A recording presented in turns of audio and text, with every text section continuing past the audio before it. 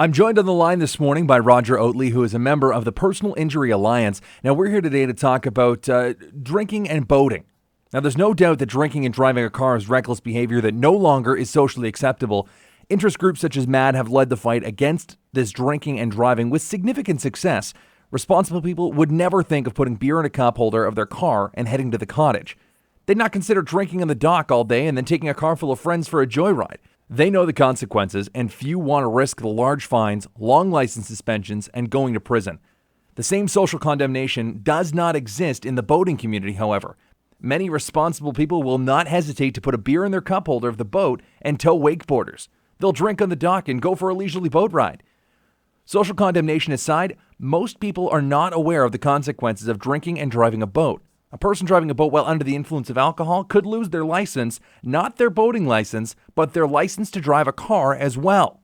They face significant increases in their insurance, they run the risk of going to prison, and much, much more. As I said, I'm joined on the line this morning by Roger Oatley, a member of the Personal Injury Alliance. Roger, welcome to the show. Now, people tend to associate drinking and driving with cars. How serious of a problem is drinking and boating? Well, it's maybe a surprising thing to tell you, Mike, but drinking in boating is a huge problem. I think one of the reasons that it's a huge problem is that as a society we've come to appreciate that drinking and driving a motor vehicle is a no-no, and it's pretty much frowned upon. But when it comes to drinking and driving, there isn't the same level of understanding. And unfortunately, many people still seem to feel that boating is just a relaxed, free time from the rules, and you can do whatever you want, including drink. But boy, I can tell you from experience that when collisions happen on the water in boats, the results are a disaster. So the driver can't drink, but surely it's not an issue for the passengers to have a few cocktails while cruising around the lake. Isn't that part of the fun overall? Well, people do perceive it's part of the fun. But it may surprise people to know that it's just as illegal for the passenger to be consuming alcohol as it is for the driver. And here's something for you that most people, I'm sure, will be surprised to hear and should know, and that is that if the driver is convicted, he not only loses, or she not only loses her boating license, but also her license to operate an automobile on the roads. That's quite the severe punishment for the license holder in this case. So what would happen if you ended up getting caught drinking and boating? Well, I suspect if God forbid, I was out there on the lake drinking, and the OPP came slowly up beside me in its big white boat, and gave me the finger and pulled me over, and asked me a few questions from which they learned I had been consuming alcohol, I would be charged. And if I was convicted of operating under the influence of alcohol, I'd lose my boating license. I'd lose my license to operate an automobile.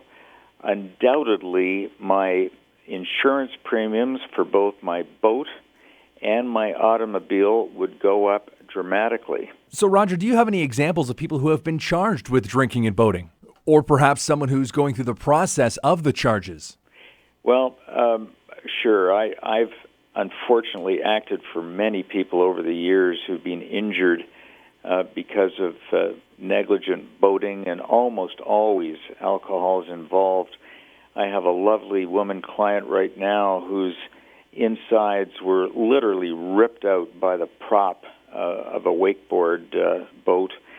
I acted once for a lovely family. Their two sons were in a boat, and a great, powerful speedboat with its nose up in the air just literally ripped right through the other boat, killed one of the sons who died in the arms of his brother. His brother suffered a brain injury. I mean, I could go on. People who've lost limbs. There's very little protection for somebody sitting in a boat who gets hit by another boat. and when it happens, it is one big tragedy.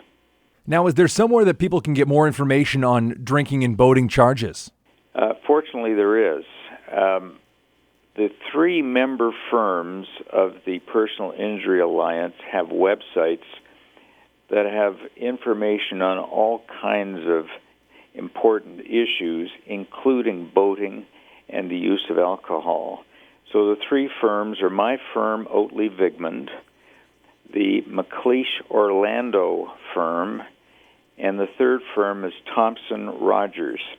They're easy to find, and the information is all there on one or more of the websites. That's the website, pialaw.ca. Perfect, Roger. Thank you so much for joining us today. Thank you, Mike.